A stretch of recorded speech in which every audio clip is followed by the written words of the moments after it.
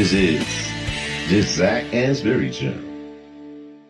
So I think, Wiemer, I came across you before you visited the Institute, and I think before, a lot of people within this organization or anyone else that I knew out in industry, I came across you primarily through social media.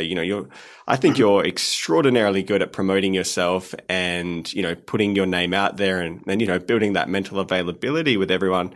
Is that like a conscious strategy you have? And what would you kind of recommend to other people who are trying to do the same approach? Because some of the people who listen to this podcast are thinking, I'd like to replicate what Wiemer's done. I'd like to learn from his success and his mistake, and I'd like to build a bit of a brand for myself outside of just my organization. Is there any tips that you would recommend they do, or any things that you'd recommend they avoid?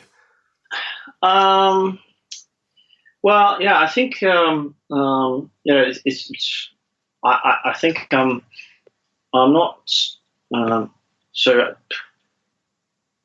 I try to stick to some very basic principles when it comes to the creating the mental availability thing. I'm obviously I'm not part of a multi-billion corporation who has tremendous ad budgets to spend on visibility. And that's actually that's what most mid-sized companies will have in terms of a challenge, in the sense that they typically don't have the money to spend on a thing you would call advertising. So for me, my way of being noticed is obviously try to write and talk about things that are interesting enough so people are willing to pick it up or publish it, or allow for some time on a stage to talk about things. I think, it sounds boring, but it's really, you need to find something to talk and to write about, and I think you need to sort of balance two things. I think you should think about who your audience is and what they are interested in. But I also think you should, at the same time, you should write and or talk about things or do things that really do interest you, because otherwise it's probably very hard to keep going at it. Because that is, I'm not venturing into you need to have grit kind of things, sort of ideas, but you need to sort of be able to motivate yourself to keep going to keep working at something. And if that isn't something that interests you, that's, at least for me, then it's harder to stick with it. Well, you've done your PhD, I think. It's very similar for things like that. You do need to find something that you are genuinely interested in, looking into, and to continuously work at. Because I think the challenge obviously is because you're just you don't have the budgets to be seen very quickly by many people. You need to keep chipping away at it, and it's going to take time. And that's the thing; it's going to take time before people will probably start noticing you.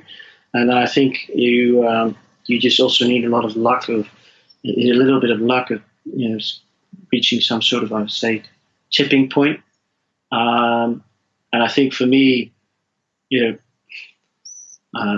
Your Greens has been an attempt to trying to be noticed by more people, to try and offer up something that people would be interested in and talk about, and I hope for all the contributors there's been sort of spin-off in the sense that they are all being noticed more.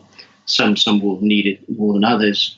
Some of the people who contributed are obviously really well known already, but it's hopefully it just helps everyone to be noticed more, and to be being able to write and talk more about what interests them even more. At least that's how that has helped me, at least. But in the social media space, as you mentioned, that's just really continuously thinking of ways where you can sort of, not always. You can add to the conversation, or you can just share your ideas and thoughts, and or interact with others on what they think, and just continuously go at it more.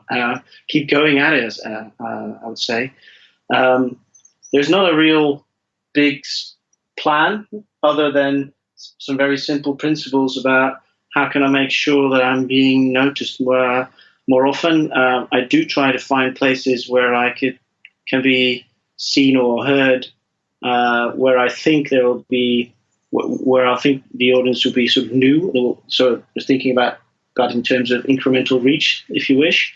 So can I find places where there are people that have probably never heard of me? Can I find more of those places? Because in the end, that will probably just help reach more people, get more exposure, and or the opportunity to maybe interest a few people that will talk about me or suggest me or offer me up somewhere else. So it's very simple principles in that respect. Just keep finding topics that interest you, that you think are worthwhile sharing. Try to present those in simple, engaging ways. I try and just and as I said, just really try to keep going at it, and I try to be a sort of nice person, which sounds like a very obvious thing, but I think just being polite, nice, friendly, asking people things kindly, show genuine interest in others will also help you get a long way. Just be genuinely interested in others and sincere. It almost sounds corny, but those are really sort of the things that I can really think of if I just think about how I try to go about doing my thing. But apparently, well, it works to a certain extent, which is great. But there's no real complicated master plan behind any of it that's more complicated than I just explained there, I would say. So I don't know. Well, maybe it's a good thing.